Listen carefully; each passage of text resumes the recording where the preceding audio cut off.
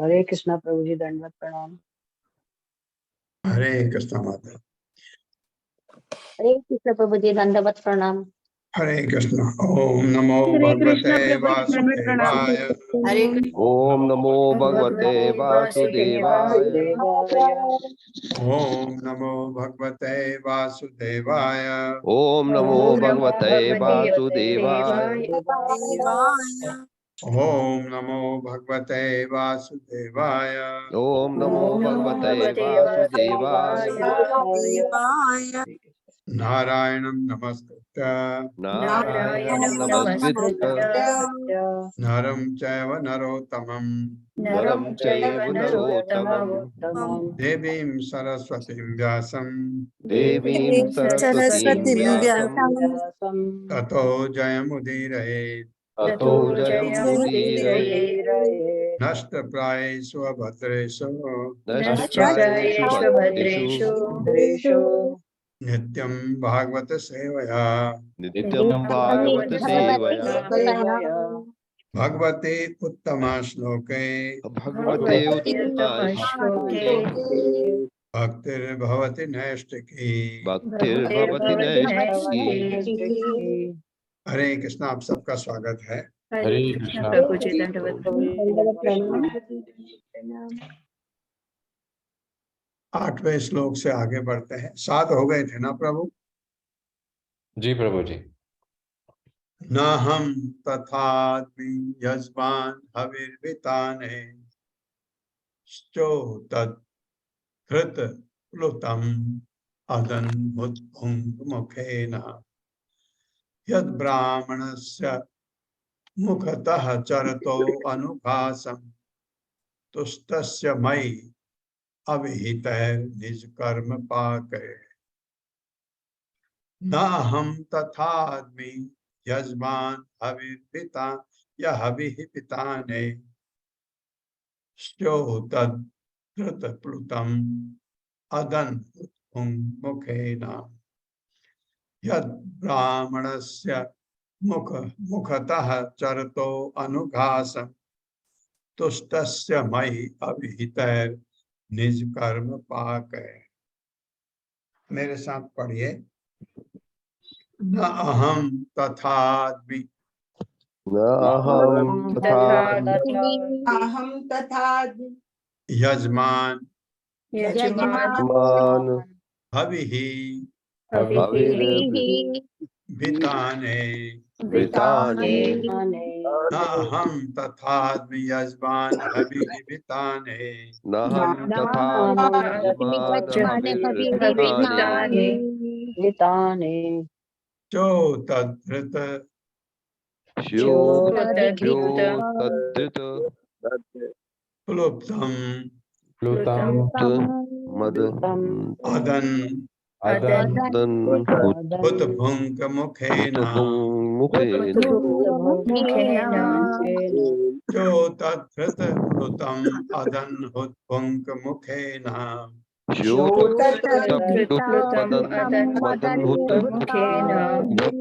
मुखेन यद ब्राह्मणस्य यत् ब्राह्मणस्य मुखतः चरतो मुखतः अनुभासम् अनुघासं अनुघासं यद ब्राह्मणस्य मुखतः चरतो अनुघासं यत्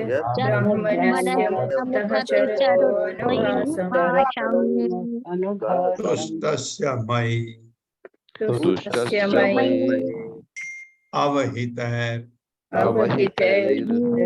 निज कर्म पाकै। निज कर्म पाकै।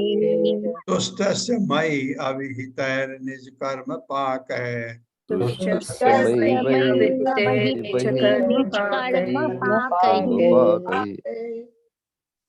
शब्दार्थ है न, नहीं, अहम मैं, तथा दूसरी ओर आदमी खाता हूँ, यजमान यज्ञकर्ता द्वारा अभी आहुति पिताने यज्ञ अग्नि में जो तत् डालते हुए घृत घी प्लुतम मिश्रित अदन खाते हुए हुत भुक यज्ञ की अग्नि मुखेन मुंह से यद क्योंकि ब्राह्मणस्य ब्राह्मण के मुखतः मुख से चरतः कार्य करते हुए अनुघासम कौर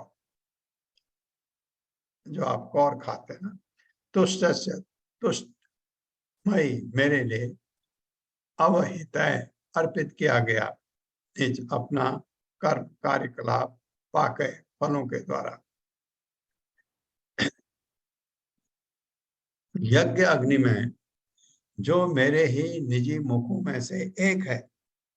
कौन? यज्ञ अग्नि भगवान का मुख है ना। यज्ञकर्ताओं के द्वारा डाली गई आहुतियों में मुझे उतना स्वाद नहीं मिलता कितना जितना कि घी से सिक्त उन व्यंजनों से जो उन ब्राह्मणों के मुख में अर्पित किए जाते हैं। ब्राह्मण को आप खुश करते हैं, मुझे ज्यादा स्वाद लगता है जिन्होंने अपने कर्मों के फल मुझे अर्पित कर दिए हैं। वाह! और जो मेरे प्रसाद से सदैव तुष्ट रहते हैं। ब्राह्मणों को से इतने भगवान कहते हैं, उनको जो क्यों, वो जो खाते हैं उससे मैं क्यों तुष्ट होता हूँ, क्योंकि वो सारे अपने कर्म फल मुझे अर्पित करते हैं। तो कौन है वो? वैष्णव उच्च कोटि के। मेरे साथ पढ़िए, यज्ञ अग्नि में जो मेरी ही निजी मुखों में से एक है, जो मेरे ही निजी मुखों में से एक है, यज्ञ कर्ताओं के द्वारा यज्ञ कर्ताओं के द्वारा डाली गई आहुतियों में डाली गई आहुतियों में मुझे उतना स्वाद नहीं मिलता मुझे उतना स्वाद नहीं मिलता जितना कि घी से सिक्त जितना कि घी से सिक्त उन व्यंजनों से उन व्यंजनों से जो उन ब्राह्मणों के मुख में अर्पित किए जाते हैं, जो उन ब्राह्मणों के मुख में अर्पित किए जाते हैं, जिन्होंने अपने कर्म के फल मुझे अर्पित कर दिए हैं, जिन्होंने अपने कर्मों के फल मुझे अर्पित कर दिए हैं, और जो मेरे प्रसाद से सदैव संतुष्ट रहते हैं। और जो मेरे प्रसाद से सदैव तुष्ट रहते हैं। हाँ, आपको लगा कोई, आप जैसे अब ये यज्ञ तो आहुति वाला तो कलयुग में हम करेंगे ही नहीं, कलयुग में संकीर्तन यज्ञ है। अब यहाँ यज्ञ में आप अपने घर में संकीर्तन यज्ञ किया, प्रसाद खिलाया, आपको घी में बना हुआ प्रसाद जो भगवान का आपको लगा बहुत परम भक्त है, उसको अगर आपने खिला दिया तो भगवान जो उनको अर्पित किया आपने, उससे भी ज्यादा खुश होते हैं, क्योंकि उस ब्राह्मण को खिलाना जो अपने सारे कर्म फल मुझे अर्पित करता है, भगवान कह रहे हैं। तो और जो मेरे प्रसाद से सदैव तुष्ट रहते हैं, उन ब्राह्मण के द्वारा। तात्पर्य। हरे कृष्ण प्रभु जी। शील प्रभुपाद की जय। शील प्रभुपाद द्वारा तात्पर्य, भगवत भक्ति या वैष्णव भगवान को अर्पित किए बिना कोई वस्तु ग्रहण नहीं करता, क्योंकि वैष्णव अपने सारे कर्म फल भगवान को अर्पित कर देता है, अतः वह किसी ऐसी खाद्य वस्तु का आस्वादन नहीं करता जो पहले भगवान को जी प्रभु जी, जो हरे कृष्ण, चूंकि वैष्णव अपने सारे कर्मफल भगवान को अर्पित कर देता है, अतः वह किसी ऐसी खाद्य वस्तु का आस्वादन नहीं करता जो पहले भगवान को अर्पित न की गई हो। भगवान भी अपने को अर्पित सारे खाद्य पदार्थों को वैष्णव के मुखों से देकर आस्वादन करते हैं। इस श्लोक में स्पष्ट है कि भागवत यज्ञाग्नि तथा ब्राह्मण के मुख के माध्यम से भोजन करते हैं, अतः भगवान को तुष्ट करने के लिए यज्ञ की अनेक वस्तुएं, अन्न, घी आदि अर्पित की जाती है। भगवान ब्राह्मण तथा भक्तों से यज्ञ की भेंट स्वीकार करते हैं। अन्यत्र यह कहा गया है कि ब्राह्मण तथा वैष्णवों को खाने के लिए जो कुछ अर्पित किया जाता है उसे भगवान भी स्वीकार करते हैं, किंतु यहाँ पर यह कहा गया है कि ब्राह्मण तथा वैष्णवों के मुख की भेंटों को और अधिक स्वाद से स्वीकार करते हैं। इसका सर्वोत्तम उदाहरण वैष्णव के मुख से उदाहरण हरिदास ठाकुर के साथ अद्वैत प्रभु के बर्ताव में पाया जाता है। यद्यपि हरिदास मुसलमान परिवार में जन्मे थे, किंतु अद्वैत प्रभु ने पवित्र अग्नि उत्पन्न संपन्न करने के बाद प्रसाद की पहली थाली उन्हें ही भेंट की थी। हरिदास ठाकुर ने उन्हें बताया था कि मैं मुसलमान परिवार में पैदा हुआ हूँ, तो आप पहली थाली किसी उच्च ब्राह्मण को भेंट न करके एक मुसलमान को क्यों प्रदान कर रहे हैं? हरिदास हरे कृष्ण शांति म्यूट करे प्रभु जी। हरिदास ने अपने विनयशीलतावश ही अपने को मुसलमान कहकर भर्त्सना की, किंतु अनुभवी भक्त होने के कारण अद्वैत प्रभु ने उन्हें असली ब्राह्मण माना। अद्वैत प्रभु ने कहा कि हरिदास ठाकुर को पहली थाली भेंट करने की वे 1 लाख ब्राह्मणों को खिलाने का फल प्राप्त कर रहे हैं। निष्कर्ष यह निकलता है कि यदि कोई एक ब्राह्मण या वैष्णव को खिला सकता है तो यह लाखों यज्ञ करने से अच्छा है। इसलिए इस युग में संस्तुति की गई है कि हरेर नाम अर्थात भगवान के पवित्र नाम का कीर्तन करना तथा वैष्णव को प्रसन्न करना ही मनुष्य को आध्यात्मिक जीवन तक ऊपर उठाने के लिए एकमात्र साधन है। हरे कृष्ण प्रभु जी। हरे कृष्ण। तो आपने हरि नाम और प्रसाद खिलाना है भगवान के भक्तों को, उससे इससे आप स्पष्ट हो जाता है। जैसे मैं आपको बार बार कहता हूँ, कोशिश करिए कभी भक्तों को घर बुलाने के लिए, उनको अच्छा भोजन खिलाने के लिए।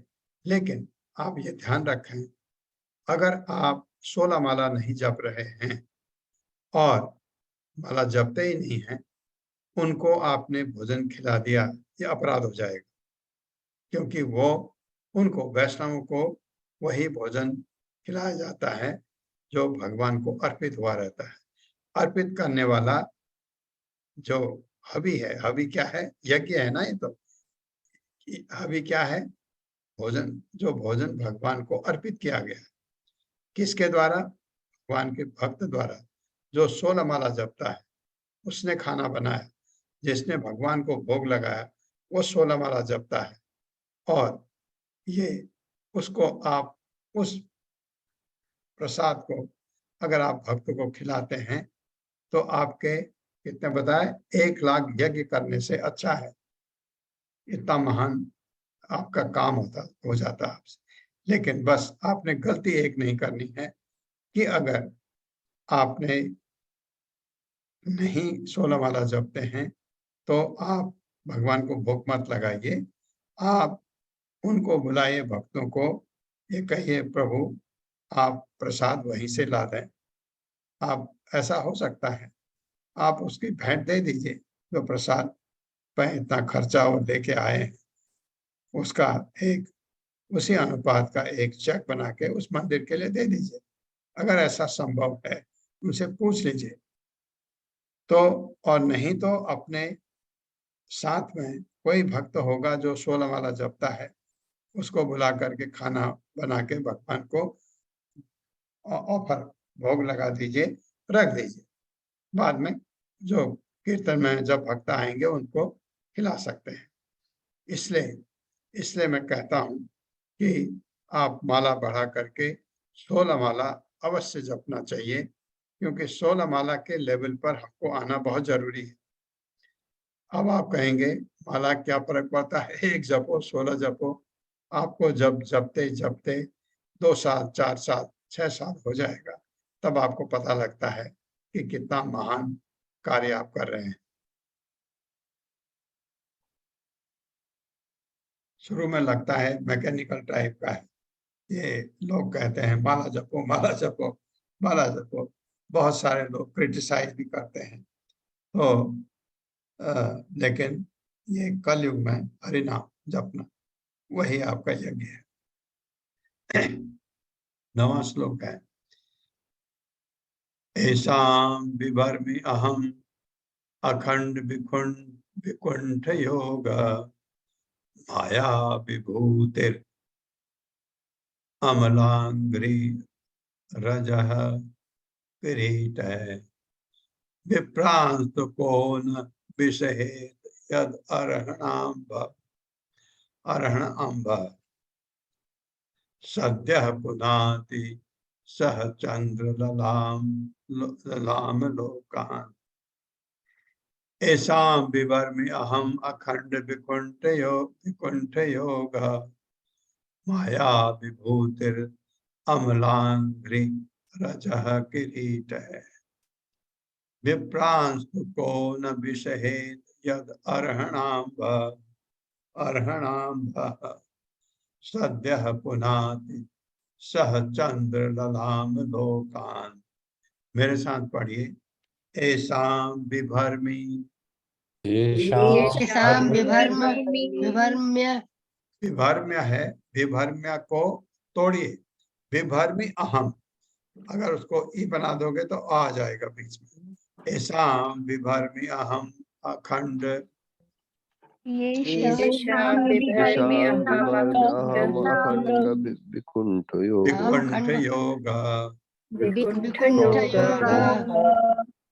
ऐसा विभर्मि अहम अखंड विकुंठ योग येषां विभर्मि अहम अखंड विकुंठ योग कुंठ योग माया विभूतिर माया विभूतिर अमल अमल अंघ्रिरजः अंग्रेजः कीटै किरीट है। किरीट माया विभूतिर अमलांग अब अमल अंग्र है ना, तो अमलांग माया विभूतिर अमलांग्रिरजः किरीट है। माया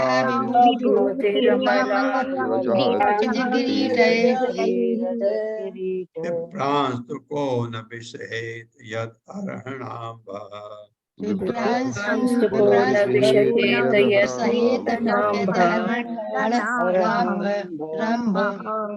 सद्यः पुनाति सह चंद्रललाम लोकान्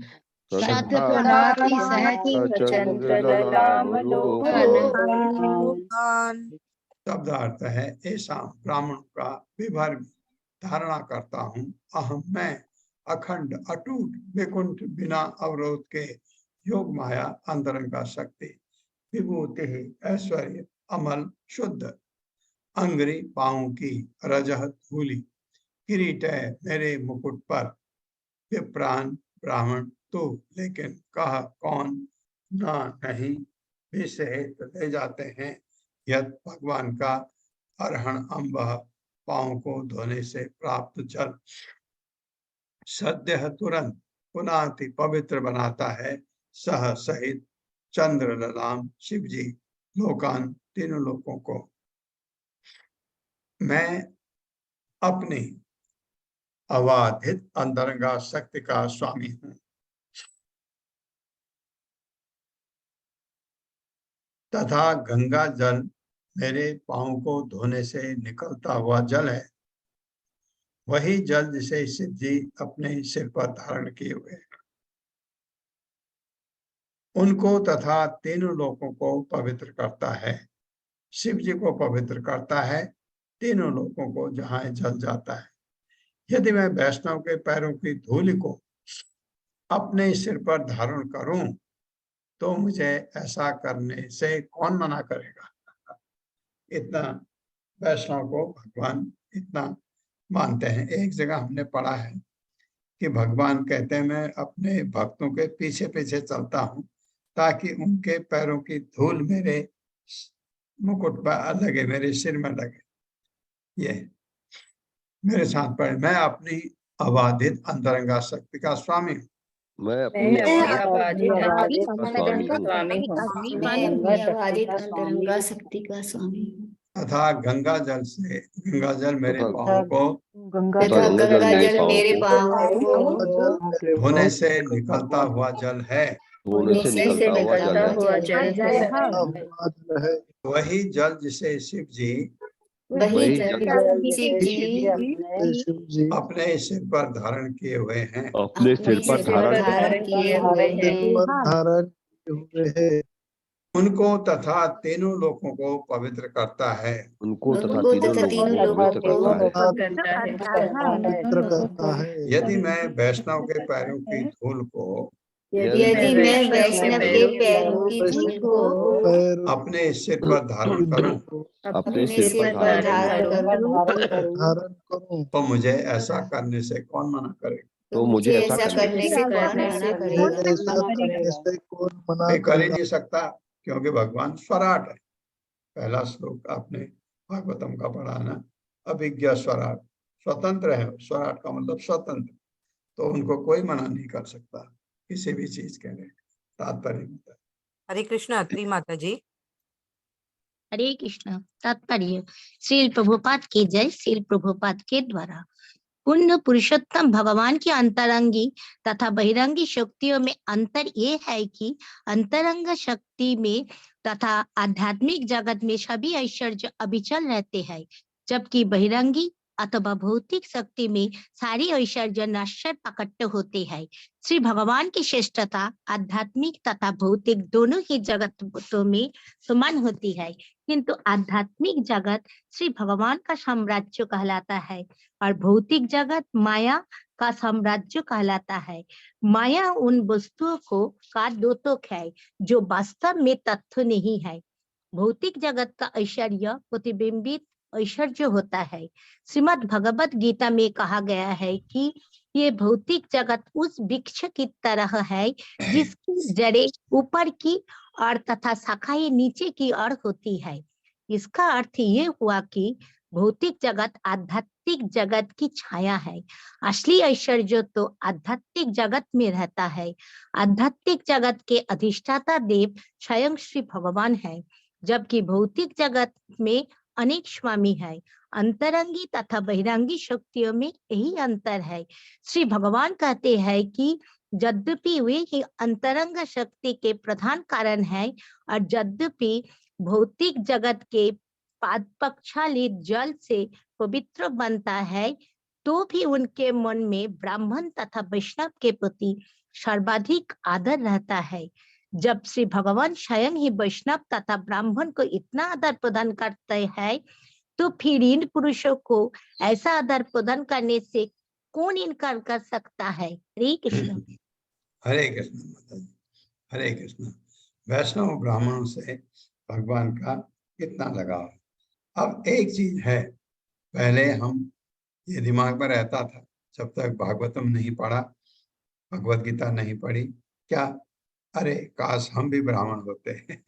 ब्राह्मण तो किसी की जागीर नहीं है, ब्राह्मण कोई भी बन सकता है। आप भक्ति करते हैं, सतो गुण में आ गए, ब्राह्मण हो गए।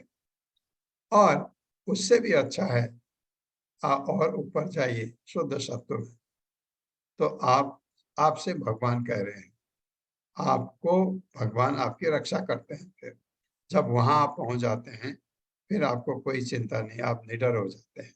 कोई भी ब्राह्मण बन सकता है, कोई भी वैष्णव बन सकता है, भगवान की भक्ति कोई भी कर सकता है। 10वां श्लोक, ये में तनुर्द्विज वरान दुहते मदिया भूतानी, भूतान्य है, भूतानी पढ़ रहा हूं, अलब्ध हो जाएगा फिर। भूतानि अलब्ध शरणानि च वेद बुद्ध्या दीक्षन्ति, यहाँ भी दीक्षन्त्य है, दीक्षन्ति पढ़ रहा हूं। दीक्षन्ति अग क्षतदृशो ही अहिमन अहिमन अहिमन्य अहिमन्यव स्थान गृधारुषामम कुशंति, फिर पढ़ रहा हूं, कुशंत है, कुशंति अधिदंड नेतु। ये में तनु द्विज वरान दुहति मदिया भूतानि अलब्ध अशरणानि शरणानि भूतानि अलब्ध शरणानि च भेद बुद्ध्या दीक्षन्ति अक्षत दृशो ही अहिमन्यवहतान् गृधारुषामं कुशन्ति अधिदंड नेतु। मेरे साथ पढ़िए, ये में तनुर्द्विज वरान, ये में तनुर्द्विज वरान दुहतिर्मदिया दुहतिर्मदिया ये में तनुर्द्विज वरान दुहतिर्मदिया ये में तनुर्द्विज मदिया भूतानि अलब्ध शरणानि तवेद बुद्ध्या भूतानि अलब्ध शरणानि च वेद बुद्ध्या भूतानि अलब्धु सर्वाणि च वेदबुद्ध्या दृक्ष्यन्ते द्रक्ष्यन्ति अघ अघ तत दृशो दृशो तद्दिशो हि अहिमन्यव हि अहिमन्यवः यहि अन्यमन यहि हि अन्यवः अहिमन्यवः तान् तान् दृक्ष्यन्ते अगक्षत दृशो हि अहिमन्यवः तान् द्रक्ष्यन्ति अगच्छति दृशो हि अहिमन्यवः गृधारुसामं कुशन्ति अधिदण्डनेतुः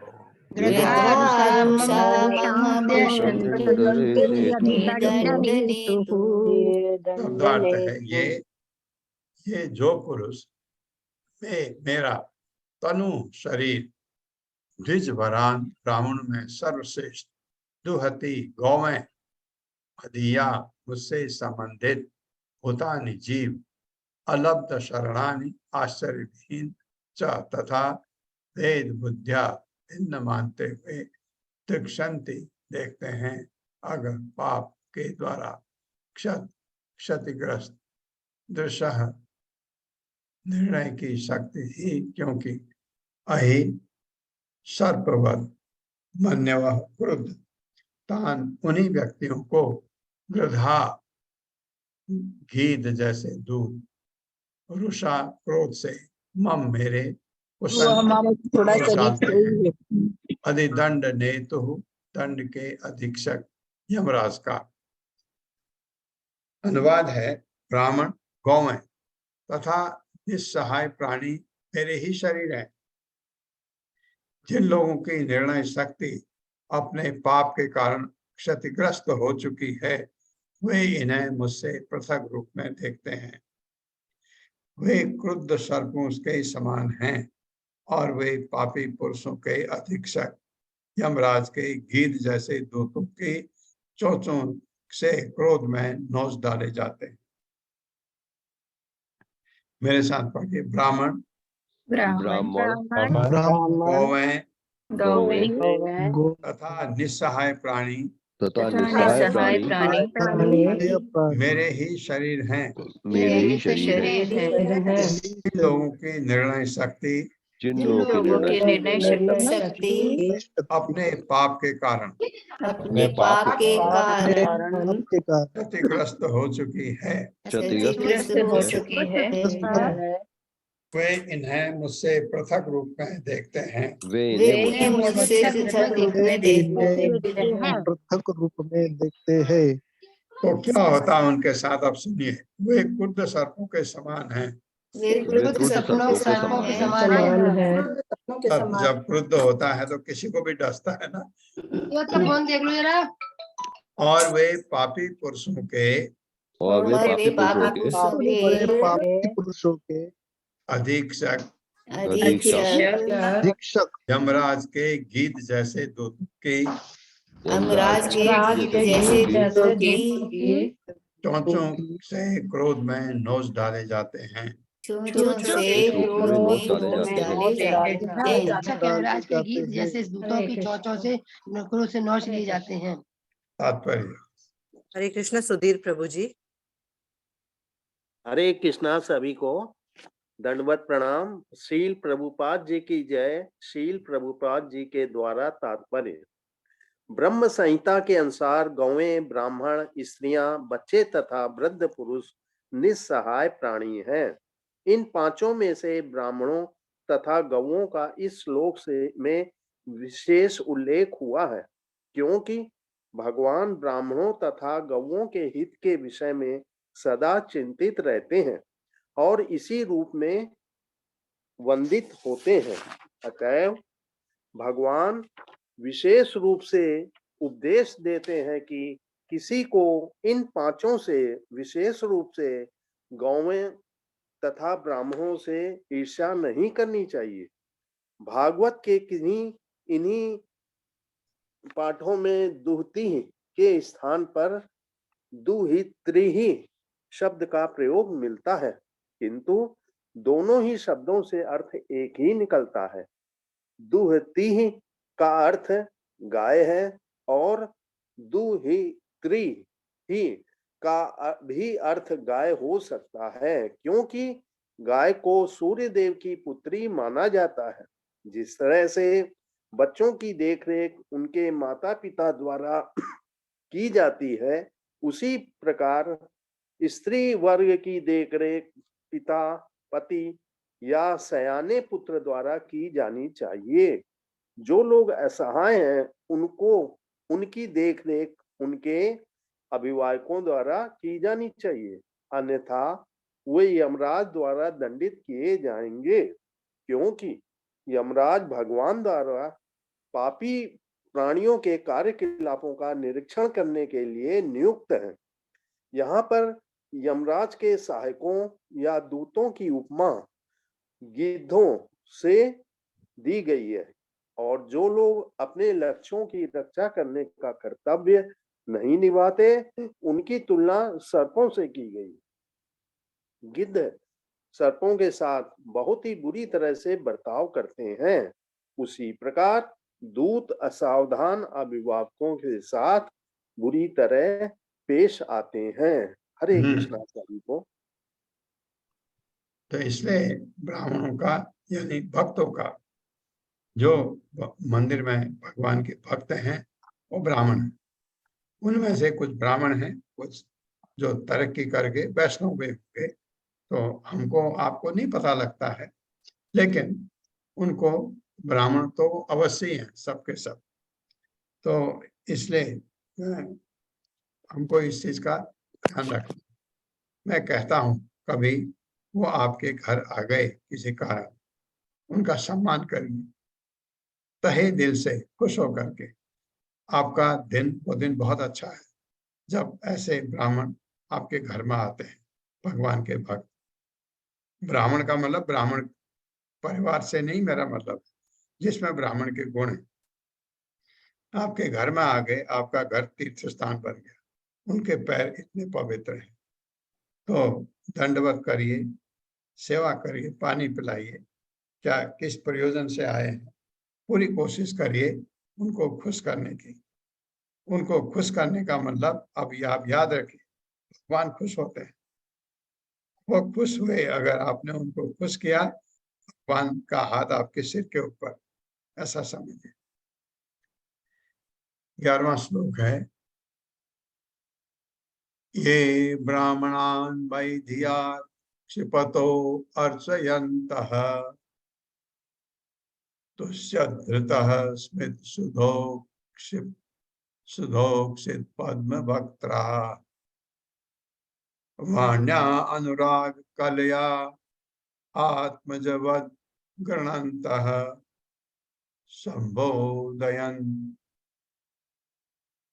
संबोधयन्ति। मैं यहाँ भी त्यो है ती, तो आ जाएगा ना। संबोधयन्ति अहम, अहम इव, अहम उपाहृत उपाहृतः तय, उपाहृतः या उपाहृतस्तय। ये ब्राह्मणान् वै धिया क्षिपतो अर्चयन्तः तुष्यधृतः स्मित क्षुधो क्षित पद्म वक्त्रा वाण्या अनुराग कलया आत्मवद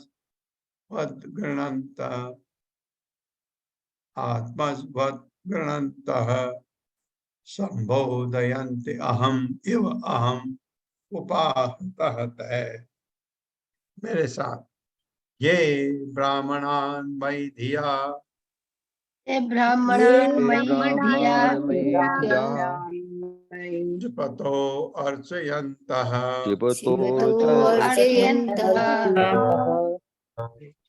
ये ब्राह्मणान् वै धिया क्षिपतो अर्चयन्तः ये ब्राह्मणान् वै धिया क्षिपतो तुष्यधृतः स्मित सुधोक्षित स्मित सुधोक्षित पद्म वक्त्रा तुष्यद धृतः स्मित सुधोक्षित पद्म वक्त्रा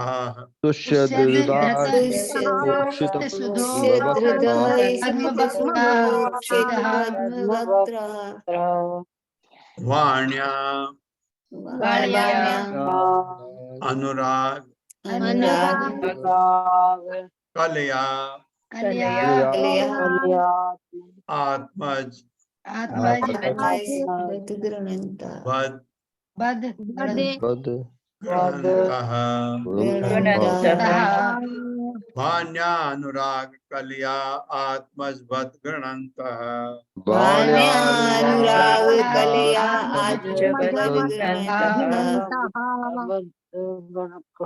संबोधयन्ति अहम इव अहम उपाहृतः तैः संबोधयन्ति अहम इव अहम उपाहृतः तैः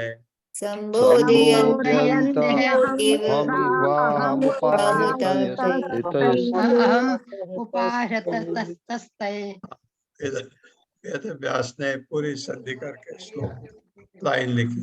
शब्दार्थ है ये, जो व्यक्ति ब्राह्मण जन मई मुझ में धिया बुद्धि पूर्वक क्षिपतः कटु वचन बोलते हुए अर्चयन्तः आदर करते हुए तुष्यत हर्षित हुए हृदय स्मित हंसी सुधा अमृत उक्षित नम पद्म कमल सदृश वक्त्रा मुखमंडल वाण्या शब्दों से अनुराग कलिया प्रेम करते हुए आत्मस्पद पुत्र के समान गृणन्तः प्रशंसा करते हुए संबोधयन्ति सांत्वना देते हैं अहम मैं इव सदृश अहम मैं उपाहतः नियंत्रित होकर तय उनके द्वारा। दूसरी ओर ऐसे लोग जो हृदय में पुलकित रहते हैं और अमृत तुल्य हंसी से आलोकित अपने कमल मुखों से ब्राह्मणों द्वारा कटु वचन बोलने पर भी उनका आदर करते हैं, वे मुझे मोह लेते हैं। वे ब्राह्मणों को मुझ जैसा ही मानते हैं और परिजनों से उनकी प्रशंसा करके उन्हें उसी तरह शांत करते हैं जिस तरह पुत्र अपने क्रुद्ध पिता को प्रसन्न करता है। या मैं तुम लोगों को शांत कर रहा हूं। कितनी बड़ी बात है। कभी पिता क्रुद्ध होते हैं तो आप बजाय उनसे उसी तरह बात करने के शांत करते हैं उनको। इसी तरह से ब्राह्मण कभी क्रुद्ध हुआ तो गुस्सा नहीं करना, उनको आदर देके शांत करना है। मेरे साथ पढ़िए। दूसरी ओर ऐसे लोग तो हृदय में पुलकित रहते हैं और अमृत तुल्य हंसी से आलोकित अपने कमल मुखों से ब्राह्मणों द्वारा कटु वचन बोलने पर भी उनका आदर करते हैं, वे मुझे मोह लेते हैं। ऐसे लोग भगवान करें मुझे मोह लेते हैं। वे ब्राह्मणों को मुझ जैसा ही मानते हैं और परिजनों से और प्रिय वचनों से उनकी प्रशंसा करके प्रशंसा करके उन्हें उसी तरह शांत करते हैं उन्हें उसी तरह शांत करते हैं जिस तरह पुत्र अपने क्रुद्ध पिता को जिस तरह प्रसन्न पुत्र करता है। जिस तरह पुत्र अपने क्रुद्ध पिता को प्रसन्न करता है करता है। या मैं तुम लोगों को शांत या करता मैं हूँ। या मैं तुम लोगों को शांत कर रहा हूँ या मैं तुम लोग शांत करूं। इसलिए को शांत कर रहा हूँ। तो ये समझिए आप, उनको उनको ब्राह्मणों को प्रसन्न करना मतलब भगवान कहते हैं का मतलब मुझे प्रसन्न करते हैं। तो आप उनको खुश करना, आपने भगवान को देखा नहीं, ये भगवान के प्रतिनिधि हैं, ये इनको भगवान के रूप में हम मान के उनका आदर करें, ये कह रहे हैं भगवान। तो हम उनको बड़ी खुशी होगी, आशीर्वाद मिलेगा। तात्पर्य। हरे कृष्णा। शुभा माता जी। हरे कृष्ण माता जी, हरे कृष्ण प्रभु जी, दंडवत प्रणाम। तात्पर्य श्री प्रभुपाद की जय। श्री प्रभुपाद द्वारा दूसरी ओर ऐसे तात्पर्य जरा ऊपर करेंगे तात्पर्य। और ऊपर करना है माता जी। हाँ, तात्पर्य ऊपर नहीं आया, नीचे है। वैदिक शास्त्रों में कई स्थानों पर यह कहा गया है कि जब ब्राह्मण या वैष्णव क्रुद्ध होकर किसी को शाप देते हैं, थोड़ा ऊपर करो। ऊपर करो, नीचे करो। नहीं, ऊपर, तात्पर्य नीचे गया, मेरा दिख नहीं रहा है। ऊपर है माता जी। माता जी बराबर है। नहीं, मेरे इसमें एकदम नीचे गया है, दिखता नहीं, एक ही लाइन दिख रहा है। वैदिक शास्त्र में कई स्थानों पर यह कहा गया है कि जब ब्राह्मण या वैष्णव क्रुद्ध होकर किसी को शाप देते हैं तो शापित व्यक्ति ब्राह्मणों या वैष्णव के साथ वैसा ही व्यवहार करते हैं। उतना ही आया है, आगे का नहीं दिख रहा है। अब देख रहा है? नहीं। हाँ, माता नहीं जी आप किसी एक को देते हैं। मैं किसी और करूँ को। माता जी? हरे कृष्णा। अशोक प्रभु जी। हरे कृष्ण माता जी, हरे कृष्ण प्रभु जी। शीला प्रभुपाद जी की जय। शील प्रभुपाद जी द्वारा तात्पर्य वैदिक शास्त्रों में कई स्थानों पर यह कहा गया है कि जब ब्राह्मण या वैष्णव क्रुद्ध होकर किसी को शाप देते हैं तो शापित व्यक्ति ब्राह्मणों या वैष्णवों के साथ वैसा ही व्यवहार करने का भार अपने ऊपर नहीं देता। इसके अनेक उदाहरण हैं। उदाहरणार्थ, जब कुबेर के पुत्रों को नारद मुनि ने शाप दिया तो उन्होंने उसी कटु रीत से बदला लेना नहीं चाहा, अपितु आत्मसमर्पण कर दिया। यहाँ भी जब जय और विजय चार कुमारों से शापित किए गए तो वे उनसे कटु रीति से पेश नहीं आए, अपितु उन्होंने आत्मसमर्पण कर दिया। ब्राह्मणों तथा वैष्णवों के साथ बर्ताव करने की यही विधि होनी चाहिए। कभी कभी ब्राह्मण द्वारा उत्पन्न की गई गंभीर स्थिति का सामना करना पड़ सकता है, किंतु उसके साथ वैसा ही व्यवहार न करके हंसकर तथा मृदु व्यवहार द्वारा उसे शांत करने का प्रयास करना चाहिए। ब्राह्मणों तथा वैष्णवों को नारायण का पार्थिव प्रतिनिधि मानना चाहिए। आजकल कुछ मूर्ख व्यक्तियों ने दरिद्र नारायण शब्द गढ़ लिया है, जिससे ये सूचित होता है कि दरिद्र व्यक्ति को नारायण का प्रतिनिधि स्वीकार करना चाहिए, किंतु वैदिक वाङ्मय में हम ये कहीं नहीं पाते कि दरिद्र व्यक्तियों को नारायण का प्रतिनिधि माना जाए। निस्संदेह जो अलब्ध शरणम या असुरक्षित है का यहाँ पर उल्लेख है, किंतु शास्त्रों से इस पद की परिभाषा स्पष्ट नहीं है।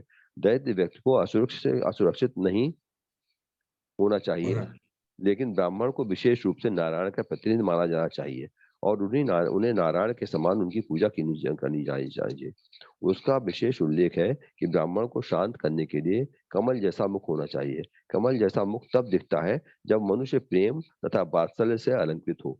इस संबंध में पुत्र पर पिता को क्रुद्ध होने तथा पुत्र द्वारा हंसीले तथा मधुर शब्दों से पिता को शांत करने का उदाहरण अत्यंत उपयुक्त है। हरे कृष्ण प्रभु जी, साष्टांग दंडवत। हरे कृष्ण माता जी, धन्यवाद। हरे कृष्ण।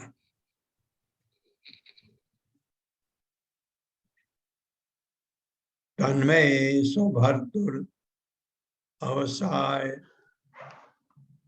अलम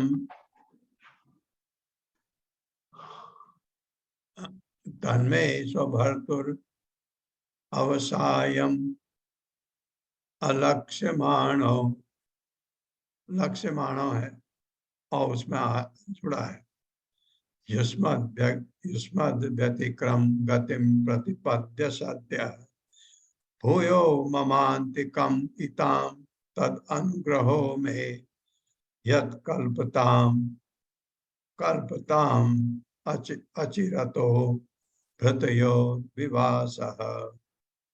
तन्मे स्वभर्तुर वसायम अवसायम अलक्ष्यमाणो युष्मद्गतिक्रम गतिम प्रतिपद्य सद्यः भूयो ममान्तिकम इताम तद अनुग्रहो मे यत् कल्पताम अचरितो कल्पताम अचिरतो अचिरतो भृतयोर विवास।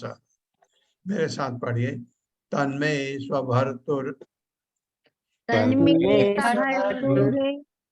अवसायम अलक्ष्यमाणो। आप ये कहेंगे और तो था नहीं, आपने कहाँ से डाल दिया। वो शब्द एक्चुअली अलक्ष्यमाणो है। मैंने नीचे शब्दार्थ में देख के आपको बता रहा हूँ। अलक्ष्यमाणो है न जानते हुए। अगर मैं लक्ष्यमाणो पढ़ूं तो उसका मतलब जानते हुए जानते हुए हो जाएगा। इसलिए तन्मे स्वभर्तुर अवसाय अलक्ष्यमाणो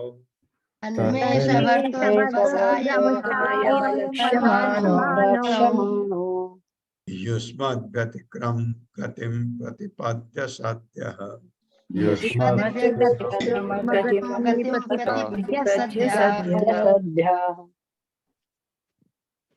भूयो ममान्तिकम इताम तद अनुग्रहो मे भूयो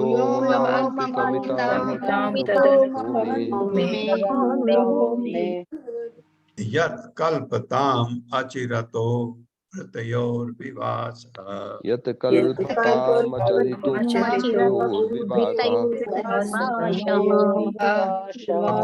शब्दार्थ है तत्, इसलिए मैं मेरा स्वभर्तु अपने स्वामी का अवसायम मनोभाव अलक्ष्यमाणो न जानते हुए युष्मत् तुम्हारे विरुद्ध व्यतिक्रम अपराध गतिम फल प्रतिपद्य पाकर सद्य तुरंत भूय पुनः मम अंतिकम मेरे निकट इताम प्राप्त करते हैं तत् वह अनुग्रह कृपा में मुझको यत् जो कल्पताम व्यवस्थित हो अचरितः शीघ्र ही प्रत्ययो इन दोनों सेवकों का विवास निर्वासन देश निकाला।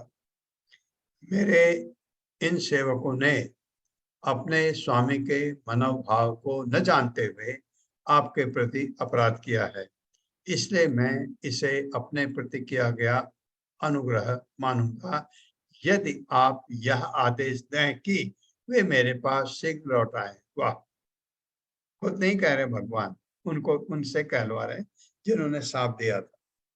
तथा मेरे धाम से उनका निर्वासन काल शीघ्र ही समाप्त हो जाए। यह दिखाता है वैकुंठ गया आदमी कभी वापस नहीं आता है। ये भगवान कह रहे हैं वो शीघ्र मैं चाहता हूं वापस आए, वो भौतिक जगत में नहीं रहेंगे। ये मेरे साथ पढ़िए। मेरे इन सेवकों ने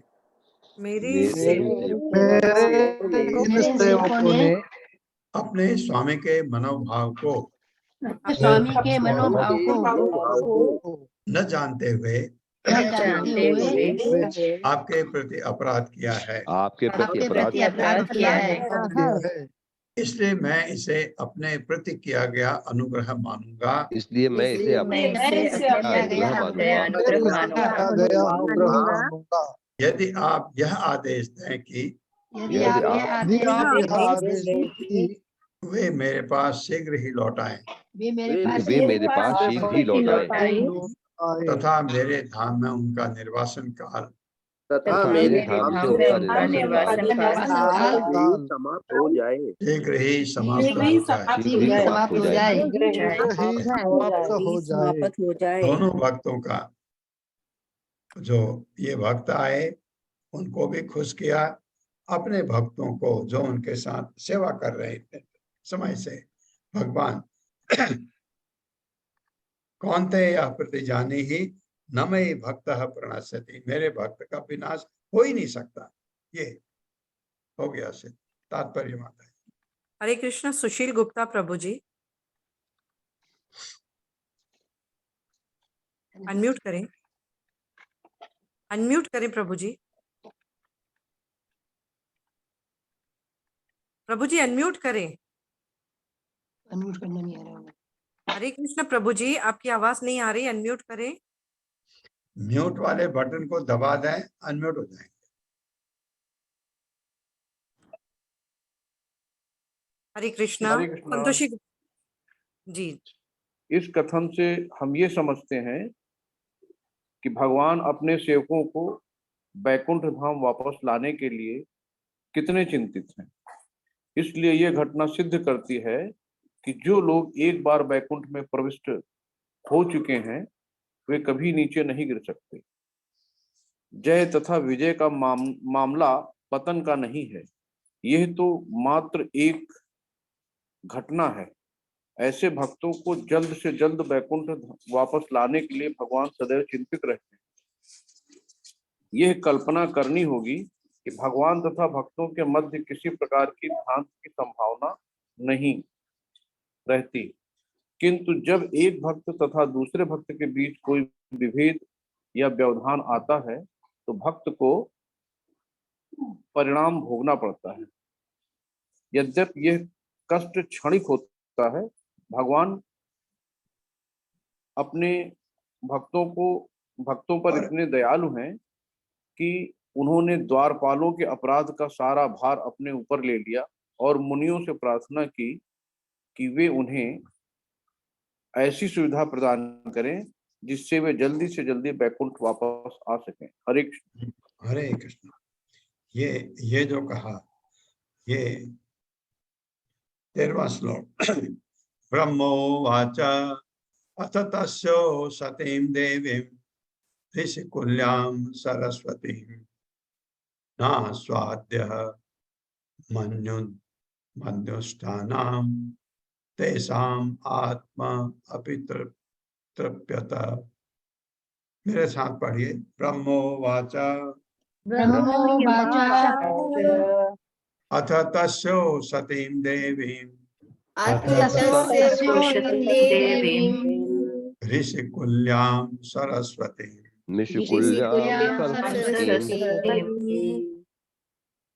न आस्वाद्य मन्युः दुष्टानां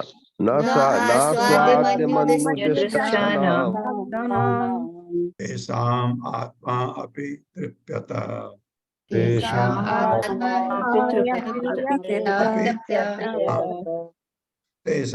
आत्मा अपि अतृप्यत। अपि बोला ना। तेषाम् आत्मा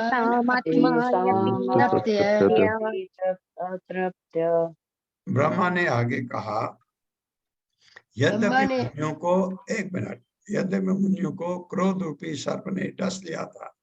बिल्कुल मुनियों की गलती तो है ही, एकदम साफ देने की जरूरत नहीं था भगवान के भक्तों को।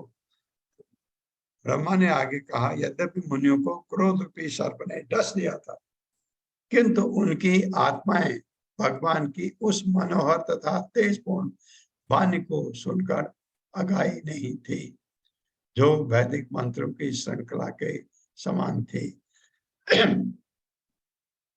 मेरे साथ पढ़े। ब्रह्मा ने आगे कहा,